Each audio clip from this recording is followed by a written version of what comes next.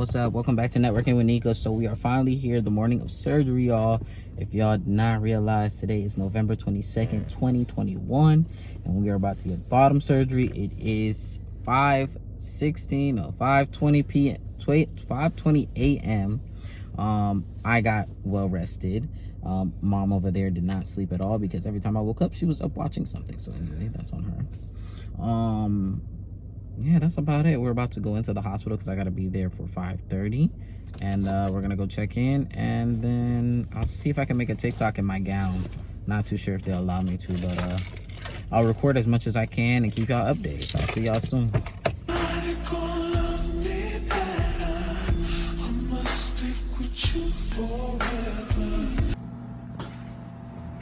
Hey, I have a baby.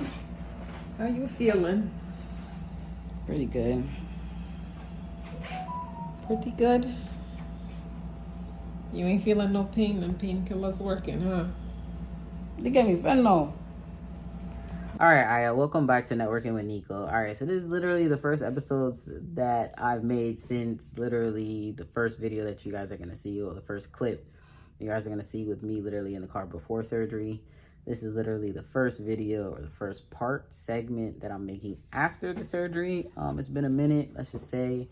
I'm currently in a hotel room, so I'm going to go backwards, or I'm going to backtrack to the day of surgery.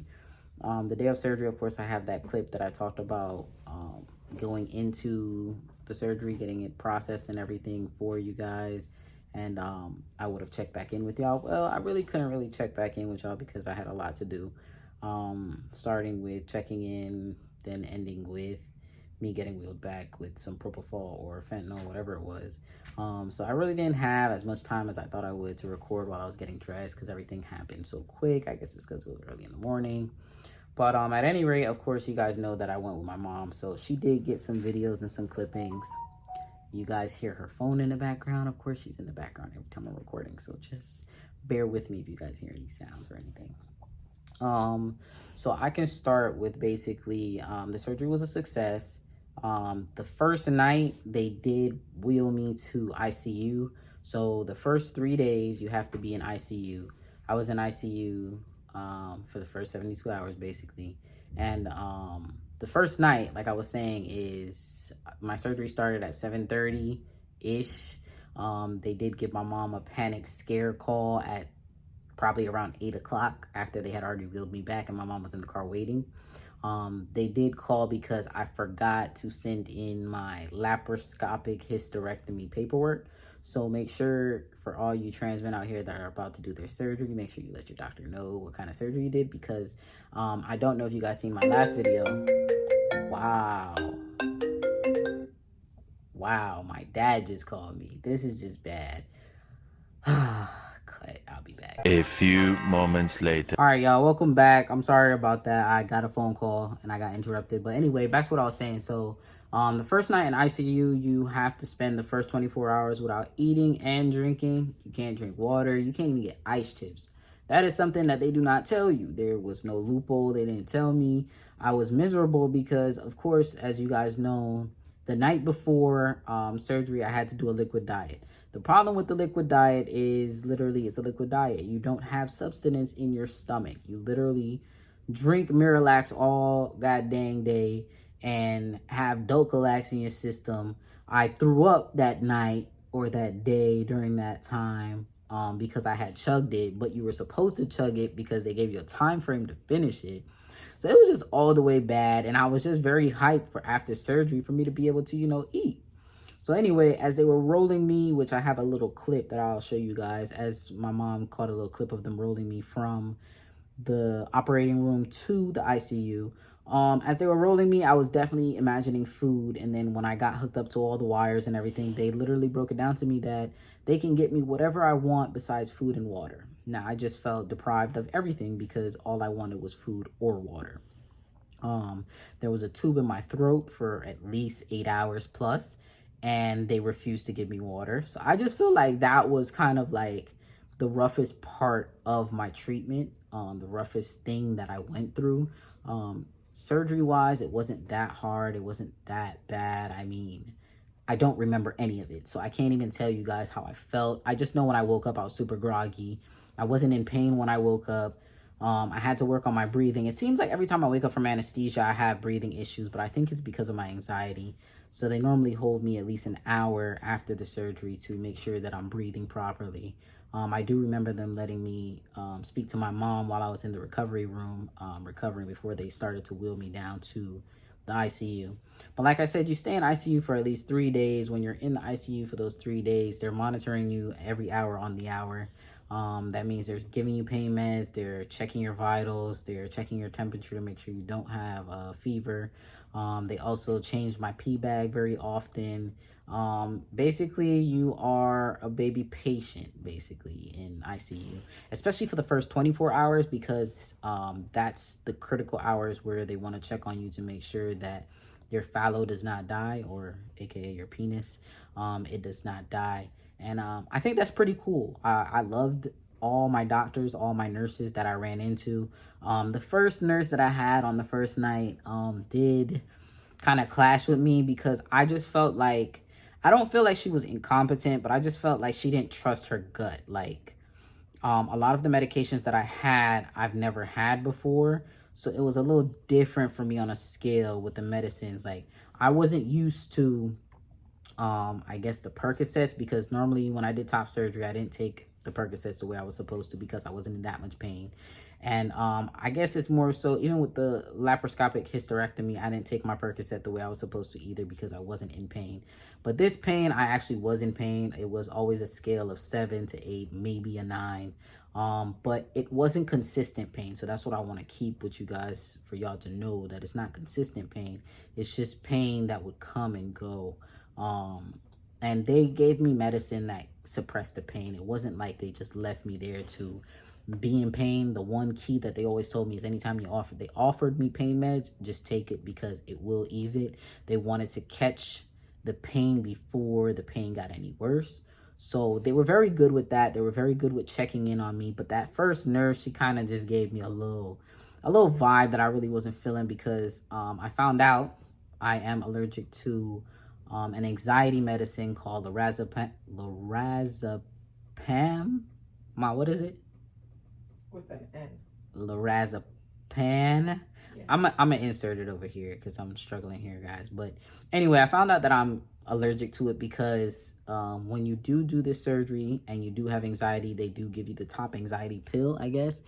And I'm used to taking alprazolam, so they did prescribe me the lorazepam, pran, or whatever. I'm gonna throw it up there. But they did prescribe me, and they gave it to me in the hospital. And the problem was I was allergic and I didn't know. So as she was trying to get my vitals back in order, I started to have a panic attack, including an allergic reaction. So she kept telling me that the only thing she could do for me is give me Benadryl, and I kept feeling like this tingly feeling. I definitely thought I was going to die, guys. But I kept feeling this tingly feeling. It wasn't stopping my voice. Like, it wasn't stopping, like, my breathing. It was just this tingly feeling all over my body that made me itch. Mind you, the Percocet already made me itch. I'm allergic to Percocet, but I'm not deadly allergic to Percocet. It's just anytime I take the Percocet, I guess that dosage of Percocet that they were giving me, I have to have Benadryl in me an hour or two after, or sooner, because I'm allergic to it. So after the Benadryl was making me allergic, that anxiety pill made me super allergic. And I just felt like she didn't trust her gut. Like, she was just like, do you want me to give you Benadryl now? If I give you Benadryl now, you're going to go to sleep. So then I guess she didn't want me to go to sleep.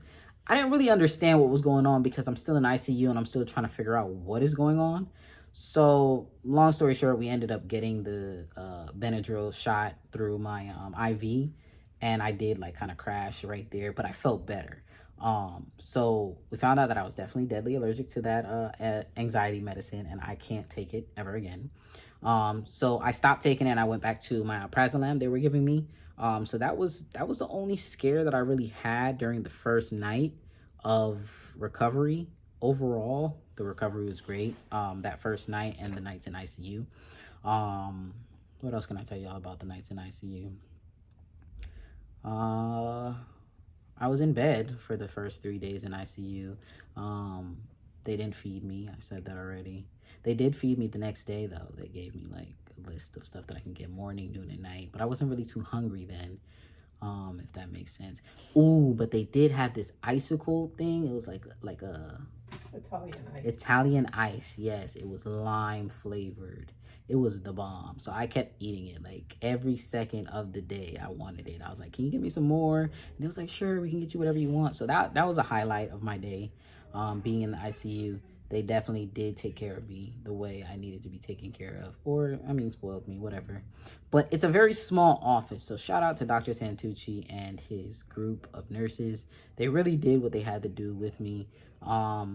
They kept my pain levels to a minimum. I wasn't in pain as much as I should have been, or a lot of people say they were.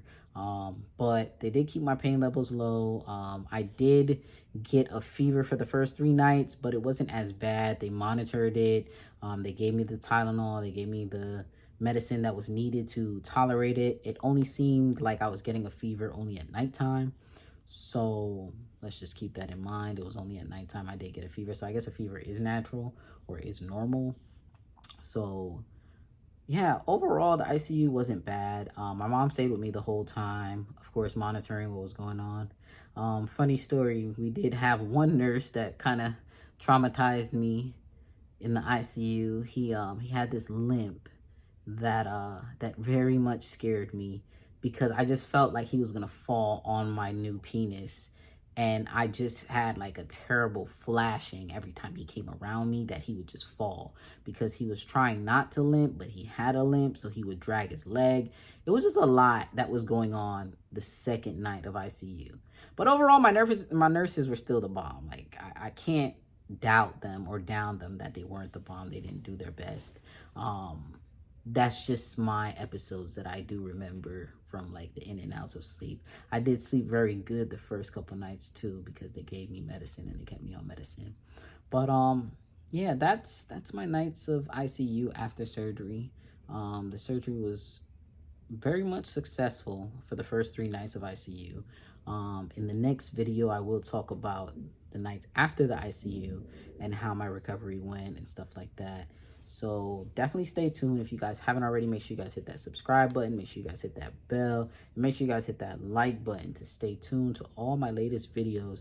If you guys haven't already, make sure you guys follow me on Facebook. Make sure you follow Bella Vision on Facebook. And I'll see y'all soon. So we out.